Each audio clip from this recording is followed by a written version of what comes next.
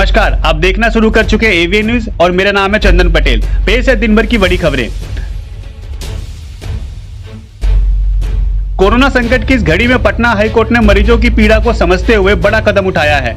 High court ने कहा है कि निजी अस्पताल ऑक्सीजन की कमी होने पर सीधे हाईकोर्ट के रजिस्ट्रार को जनरल को ईमेल करें। यूपी के फिरोजाबाद में एक 19 साल की लड़की ने सांस न आने की वजह से तड़प तड़प कर दम तोड़ दिया। गंभीर हालत में लड़की के पिता उसे मोटरसाइकिल से लेकर सरकारी ट्रॉमा सेंटर पहुंचे थे।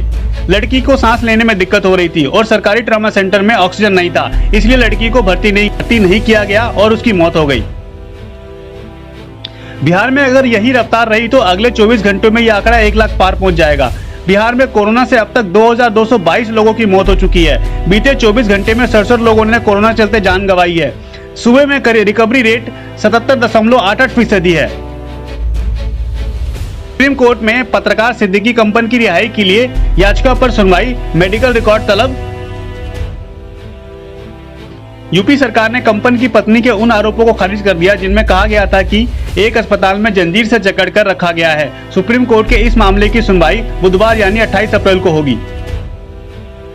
भारत में कोरोना वायरस की नई लहर ने तबाही मचा रखी है। हर दिन कोरोना के मामले 3 लाख के पार जा रहे हैं, जिसके कारण एक्टिव केसों की संख्या में जबरदस्त बढ़ोतरी हो रही है। इस महासंकट के बीच एक राहत की खबर है कि मंगलवार को देश में कोरोना के मामले में कुछ हद तक कमी आई है। बीते 24 घंटे में देश में 3.23 लाख कोरोना के नए मामले सामने आए हैं, जो कि पिछले कुछ दिनों में कम आंकड़ा है, जबकि 2771 लोगों की मौत हुई है। कोरोना की धीमी रफ्तार के पीछे कम टेस्टिंग की वजह हो सकती है। कोरोना वैक्सीन के तीसरे चरण 1 मई से शुरू हो रहा है, जिसके तहत 18 साल से ऊपर वाले उम्र के लोगों को टीका लगाया जाएगा।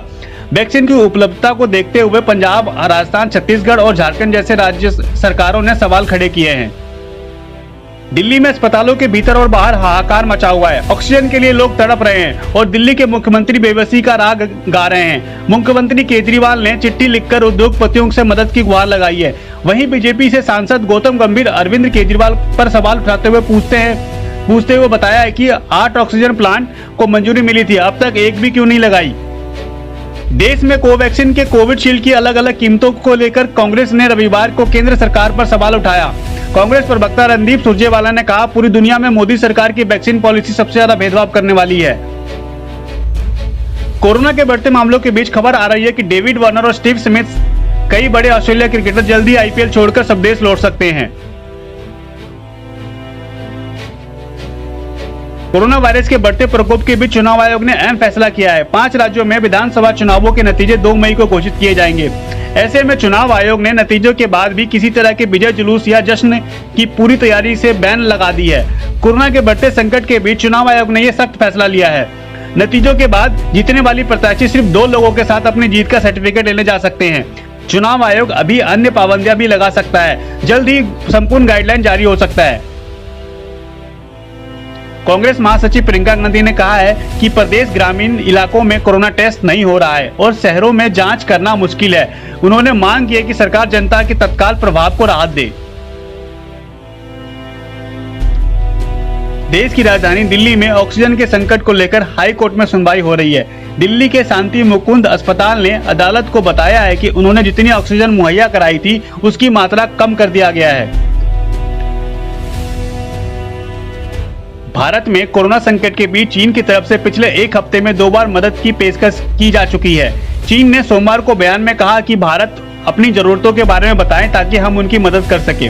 हालांकि दूसरी रिपोर्ट्स आई हैं कि चीन की सरकारी विमान कंपनी सिचुआन एयरलाइंस ने भारत के लिए सभी मालवाहक विमानों पर अगले 15 दिनों के लिए रोक लगा दी है। इससे भारत में जरूरी मेडिकल उत्पादों की सप्लाई में प्रभावित होती है। चीन के विरोधाभासी रुख को लेकर उठे सवाल के बीच चीनी एयरलाइंस ने अब अपने फैसले पर विचार करने और नई योजनाएं लाने की बात कही है। देश में कोरोना का कहर जारी है। जनता को कोई राहत मिलती नहीं दिख रही है। लखनऊ में तो नियमों की ऐसी तस्वीरें सामने आ रही है जहां एक तरफ तो सरकार कोविड कमांडर सेंटर सुविधा के दावे कर रही है, तो वहीं मरीजों को एडमिट होने के लिए बेड तक नहीं मिल पा रहे हैं। एक परिवार में बेटा अपनी मां की भर्ती करने के लिए विनती कर रहा है, लेकिन गुहार सुनने वाला कोई नहीं है। कोविड कमांडर सेंटर में कोरोना जांच की रिपोर्ट के आधार पर ही मरीजों के एडमिट कर रहे हैं। दूसरी तरफ मरीजों को जांच के लिए चक्कर काटने पड़ रहे हैं। ये खबर यहीं तक थी। ऐसे ही खबरों से जुड़े रहने के लिए चैनल को सब्सक्राइब करें, वीडियो को लाइक करें, शेयर करें, कमेंट करें और बेल आइकन जरूर दबाएं, जिससे जो भी नया न्यूज आए सबसे पहले आप तक पहुंचे। बहुत बहुत शुक्रिया दोस्तों। जय हिंद, जय भारत।